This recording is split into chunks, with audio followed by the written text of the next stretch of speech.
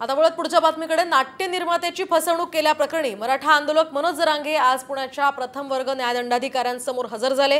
याच वेळी कोर्टाने तडजोडीचा प्रस्ताव मांडलाय। तर या प्रस्तावावर चर्चा करून दोन्ही पक्षांनी पुढच्या तारखेला म्हणणं मांडायला सांगितलंय। या प्रकरणाची पुढची सुनावणी ही 24 सप्टेंबर रोजी होणार आहे।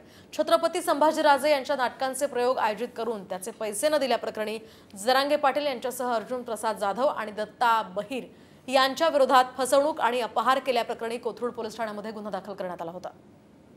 आता वळत पुढच्या बातमीकडे नाट्य निर्मात्याची फसवणूक केल्याप्रकरणी मराठा आंदोलक मनोज जरांगे आज पुण्याच्या प्रथम वर्ग न्यायदंडाधिकाऱ्यांसमोर हजर झाले।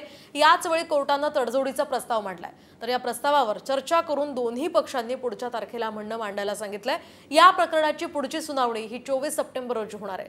छत्रपती संभाजीराजे यांच्या नाटकांचे प्रयोग आयोजित करून त्याचे पैसे न दिल्याप्रकरणी जरांगे पाटील यांच्यासह अर्जुन प्रसाद जाधव आणि दत्ता बहिर यांच्या विरोधात फसवणूक आणि अपहार केल्याप्रकरणी कोथरूड पोलीस ठाण्यामध्ये गुन्हा दाखल करण्यात आला होता।